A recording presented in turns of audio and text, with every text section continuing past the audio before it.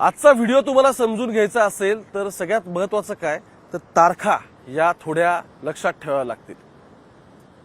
पहिली तारीख आहे 7 जुलै 2024। मंत्रालयामध्ये बैठक होते, त्यानंतर कॅबिनेटचा डिसिजन येतो आणि एका पुण्यामधल्या तळेगावमधल्या इंद्रायणी नदीच्या काठावर बांधत असलेल्या पुलासाठीचं या सगळ्या संदर्भात काम मंजूर होतं आणि ज्या व्यक्तीने त्याची डिमांड केली असते की साहेब इथे पूल पाहिजे, तर त्या व्यक्तीला 11 जुलैला 2024ला त्या संदर्भातलं पत्र येतं। पत्र कोणाच्या नावाने असतं तर तत्कालीन सार्वजनिक बांधकाम मंत्री रवींद्र चव्हाण यांचं असतं। इंट्रोडक्शन मध्ये मी तुम्हाला 2 तारखा सांगितल्या, येणाऱ्या काळात आणखी 2 ते 3 तारखांचा उल्लेख होणार आहे। पण आतापर्यंत तुम्हाला कळलं असेल की मी कुठे उभा आहे। माझ्या पाठीमागे हे वाढलेलं पाणी सगळं आहे इंद्रायणी नदीचं आणि काल ज्या ठिकाणी हा संपूर्ण पूल कोसळला तिथूनच हा व्हिडिओ रेकॉर्ड करण्याचा निर्णय घेतला। कालपर्यंत मी सरकारवरती कोणतेच आरोप लावत नव्हतो आणि आता ज्या क्षणी माझ्याकडे सार्वजनिक बांधकाम विभाग म्हणजे PWD आणि त्यानंतर राज्य सरकारचे निर्णय या सगळ्याचे जेव्हा कागदपत्र हातात आले त्यावेळी मात्र सरकारला जाब विचारला पाहिजे आणि म्हणून हा व्हिडिओ तुमच्यापर्यंत घेऊन येतोय। सुरुवातीच्या 2 तारखा, त्यानंतर सरकारने या सगळ्यामध्ये कशी माती खाल्ली, ज्याचं टेंडरिंग झालं होतं, ई निविदा झाली होती, ती गोष्ट सुद्धा 6 महिने कशी ताटकळत ठेवली आणि कोणाच्या इंटरेस्टसाठी हे सगळं घडलं, या सगळ्या प्रश्नांची उत्तरं शोधायची आहेत। आणि सगळ्यात शेवटी आणखी एक प्रश्न उपस्थित होतो, तो काय तर मंत्री महोदयांनी पत्र तर लिहिलंय, अधिकाऱ्यांनी पाहणी तर केली, पुलाचं ड्राफ्टिंगही झालंय, डिझाईन फायनल झालंय, ई निविदा निघाली आणि असं असताना सुद्धा असा कोणता अधिकारी ज्याने अख्ख्या प्रिंटेड पेपर असताना त्याच्यावरती फक्त पेनाने एक आधीची तारीख टाकून ठेवली।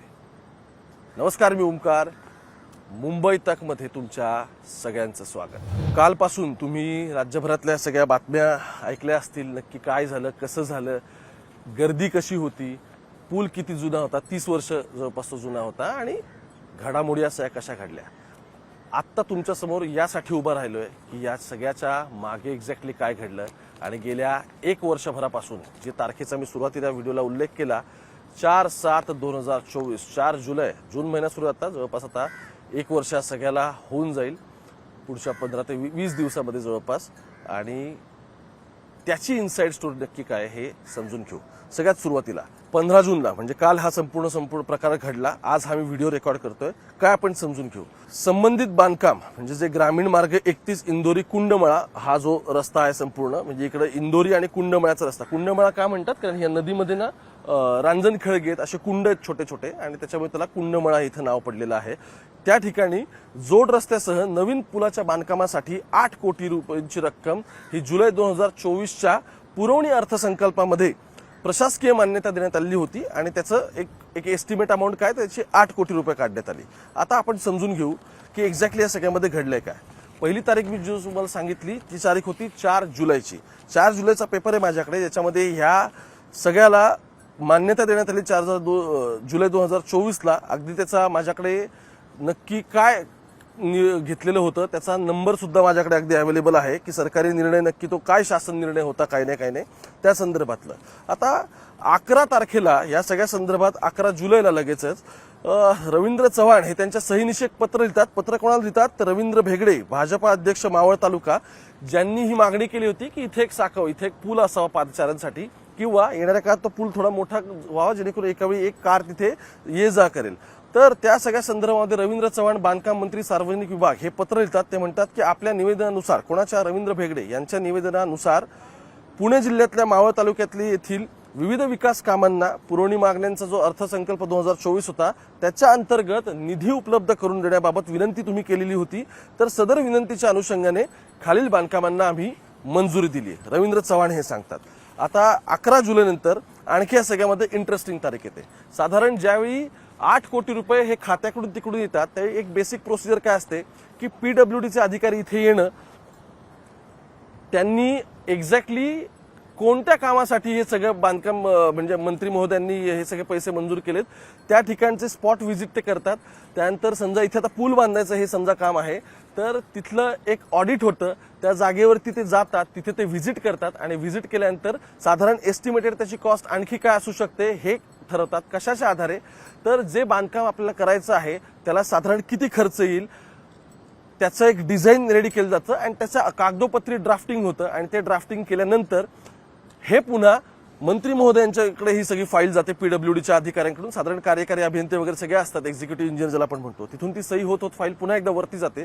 तिथे गेल्यानंतर एस्टिमेट अमाऊंटच्या अनुषंगाने पाहणी झालेलं असताना आणि ड्राफ्टिंग आणि डिझाईन हे झालेलं असताना त्याच्या अनुषंगाने परत एकदा आपल्याला निधी द्यावा लागतोय का याची सगळी शहानिशा होते आणि लगेच त्या सगळ्यातलं टेंडरिंग सुरू होतं.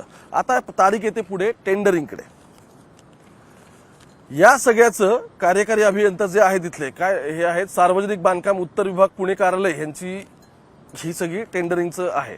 आता या सगळ्याचं टेंडरिंग प्रोसेस सुरू होते कारण अधिकारी इथून रिव्ह्यू देतात, त्यानंतर परत एस्टिमेट कॉस्ट पुढे जाते आणि त्यानंतर तारीख उजाडते. ती म्हणजे काय तर 15 ऑक्टोबर 2024. यावरती सरळ लिहिलं आहे की 15 ऑक्टोबरला ही संपूर्ण निविदा ह्याचं ई टेंडर या सगळ्याचं निघालं कारण आपल्याकडे ई टेंडरिंग प्रोसेस आहे आणि ई टेंडरिंग ह्याचं 15 ऑक्टोबरला झाल्यानंतर सुद्धा या सगळ्यातली वर्क ऑर्डर मात्र काही निघत नाही. 15 ऑक्टोबर ही तारीख यासाठी महत्वाची आहे कारण 15 ऑक्टोबरला आचारसंहिता लागू झाली महाराष्ट्राच्या विधानसभेची. त्यानंतर पुढे 23 नोव्हेंबरला निकाल लागला. पण 15 ऑक्टोबरच्या आधी तुम्हाला जर आठवत असेल तर 9 ऑक्टोबर ते 15 ऑक्टोबरमध्ये राज्य सरकारने किमान 4 वेगवेगळ्या कॅबिनेट केल्या. सलग 3 ते 4 दिवस कॅबिनेट बैठका सह्याद्रीला सुरू होत्या ज्यामध्ये महाराष्ट्रातले महत्वाकांक्षी निर्णय घेण्यात आले, त्यांना निधी अलॉट झाला. आणि इंटरेस्टिंग काय, आचारसंहिता लागू होण्याच्या आधी जर तुम्ही त्याचं ई टेंडरिंग केलं असेल तर आचारसंहितेमध्ये त्या निर्णयाला कोणतीही बाधा येत नाही. त्याच अनुषंगाने सरकारने 15 ऑक्टोबरला याची निविदा काढली. महाराष्ट्रातल्या आत्ताच्या घडीचे भरपूर निर्णय तुम्हाला सापडतील की याचे इन टेंडरिंग 15 तारखेला झालंय आणि 15च्या नंतर 15च्या दुपारनंतर जेव्हा प्रेस कॉन्फरन्स झाली त्या संध्याकाळपासून आचारसंहिता लागू झाली. सो त्याच्या आधी या प्रकल्पाची सुद्धा 15 तारखेला ई निविदा पब्लिश झाली. आता येते पुढची तारीख. 15 तारखेला जेव्हा ई निविदा प्रसारित झाली त्यावेळी त्याच्यावरती हे जो टेंडरिंगची प्रोसेस होती ती पूर्ण झालेली होती आणि त्याच्यासाठी ज्या गोष्टी भरायच्या होत्या म्हणजे जसं की 6,09,000 रुपये भरलेले आहेत. त्याच्यामध्ये एक करारनामा म्हणून रक्कम घ्यायची असते आणि त्या संदर्भात त्यांनी ते सुद्धा पैसे सुरुवातीच्या टेंडरिंगसाठीचे भरलेले होते जो कोणी कॉन्ट्रॅक्टर असेल XYZ त्याने. आणि संपूर्ण अमाऊंट एक अंदाजपत्रक याची किंमत त्यावेळी अशी दिसते की 6,08,61,000 ही इथे अमाऊंट या सगळ्यामध्ये त्यांनी टाकलेली आहे. आता आचारसंहिता लागते 23 नोव्हेंबरला महाराष्ट्राच्या विधानसभेचा निकाल लागतो. निकाल लागल्यानंतर डिसेंबरच्या पहिल्या आठवड्यात शपथविधी होतो मुख्यमंत्र्यांचा. देवेंद्र फडणवीस मुख्यमंत्री होतात एकनाथ शिंदेंना रिप्लेस करून. तिथून पुढे आपण जातो डिसेंबरच्या दुसऱ्या आठवड्यात ज्यावेळी हिवाळी अधिवेशन होतं. विरोधकांची मागणी असते अधिवेशन मोठं झालं पाहिजे, कॉम्पॅक्ट एक अधिवेशन होतं. जसं नवीन सरकार आलेलं असतं, सगळे पोर्टफोलिओ पण डिस्ट्रीब्यूट झालेले नसतात आणि एक प्रभारी मंत्री म्हणून वेगवेगळे सगळे असतात आणि उजाडतो कुठे तर डिसेंबरचा दुसरा आठवडा. त्यानंतर आचारसंहिता तर संपलेली असते. मग जे आधीच्या कामांना मंजुरी दिलेली होती त्याच्या वर्क ऑर्डर येणं अपेक्षित असतात पण त्या वर्क ऑर्डर्स येत नाहीत. आता ज्यावेळी 15 तारखेला हा पूल पडला त्यानंतर एक महत्वाचा कागद इथल्या कार्यकारी अभियंत्यांनी काढला. तो काय तर कार्यारंभ आदेश. म्हणजे ह्या संपूर्ण जी निविदा त्यावेळी आलेली होती जी 15 तारखेला ऑनलाईन हे झाली तिचं टेंडरिंग झालेलं होतं.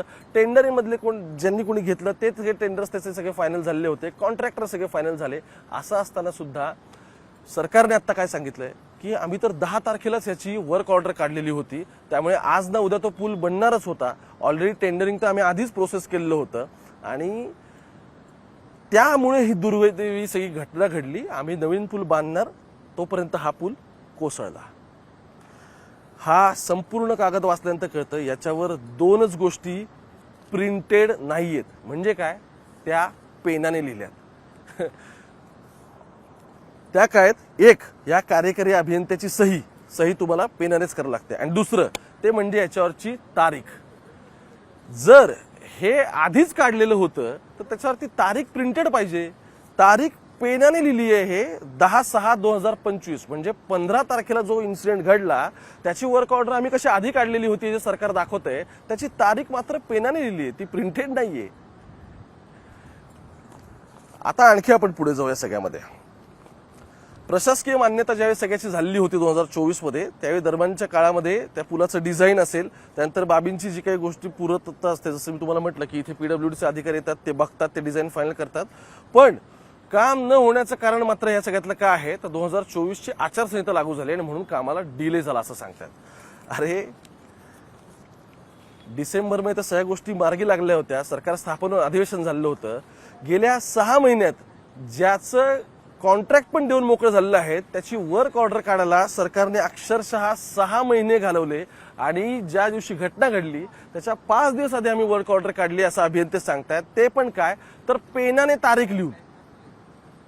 आता काही महत्वाचे प्रश्न जे विचारलेच पाहिजेत आणि जी मी तुम्हाला क्रोनॉलॉजी सांगण्याचा प्रयत्न केला ती परत एकदा मी तुम्हाला सांगतो आणि त्यानंतर आपण प्रश्नांवर जाऊ. जसं मी म्हटलं 4 जुलैला काम मंजूर झालं 2024ला. 11 जुलैला काय झालं तर रवींद्र चव्हाणांनी रवींद्र भेगडे ज्यांनी म्हटलं होतं की साहेब आमच्याकडे हा पूल झाला पाहिजे वगैरे, भाजपचेच ते, त्यांना कळवलं की तुमच्याकडे आम्ही 8 कोटी मंजूर केलेत. 15 ऑक्टोबरला ई टेंडर पब्लिश झालं 2024ला. त्यानंतर 15 ऑक्टोबरला आचारसंहिता लागली आणि आचारसंहितेमुळे हे काम डिले झालं असं सरकार सांगतंय. त्यानंतर 23 नोव्हेंबरला जसं मी म्हटलं की निकाल लागला, डिसेंबरमध्ये शपथविधी, त्यानंतर पुढे सरकार स्थापन झालं आणि हे सगळं झाल्यानंतर सुद्धा वर्क ऑर्डर काढायला किती लागले, जी गोष्ट अगदी अंतिम टप्प्यात त्याने फायनल आहे तर वर्क ऑर्डर काढायला त्याच्या लागले पुढचे 6 महिने. आणि तेही काय पेनाने तारीख टाकली साहेबांनी. महाराष्ट्राच्या जनतेला आणखी किती गृहीत धरणार आहात आणि तुम्ही वेडे समजता का लोकाला. मी ही कागदपत्र वाचली, त्यानंतर मी प्रयत्न केला की नक्की काय झालंय अधिकाऱ्यांशी बोलू. मग कळलं की साहेब ते निधी आला होता पण काही ठिकाणी तो बऱ्यापैकी फंड वळवण्यात पण आला. साहेबांचं नाव काय आता मी ऑन एअर तुम्हाला सांगू पण शकत नाही. पण मूळ मुद्दा काय सगळ्यामधला ते म्हणजे जर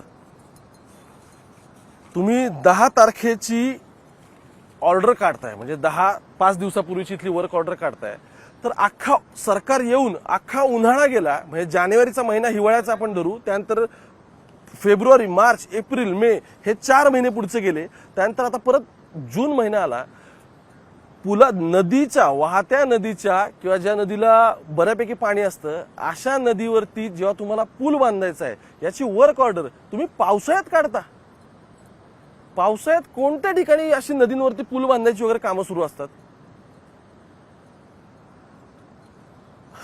मला अजून कळतच नाहीये. जेव्हा मी या तारखा चेक केल्या सगळ्या आणि जेव्हा मी हे माझ्या सोर्सेसकडून कागदपत्र काढली त्यावेळी ही गोष्ट माझ्या डोक्यामध्ये क्लिअर झाली की एक म्हणजे इतक्या महत्वाच्या टेंडरला इतकं जे आधीपासून सगळं अप्रूव्ड होतं आणि आचारसंहितेच्या आधी तुम्ही ते पटकन अप्रूव्ह पण करून घेतलं घाई गडबडीमध्ये, त्याचं काम उजाडायला तुम्हाला 6 महिने लागतात. त्याची वर्क ऑर्डर तुम्ही जेव्हा इन्सिडेंट घडतो त्याच्या 5 दिवस आधीची तारीख दाखवता, तीही तारीख तुम्ही पेनाने टाकता आणि त्याच्यावर पुढे गांभीर्य काय तर आम्ही हा पूल बांधणारच होतो आणि त्याच्या आधी हा सगळा इन्सिडेंट घडला असं सांगण्याचा सरकारचा हा प्रयत्न.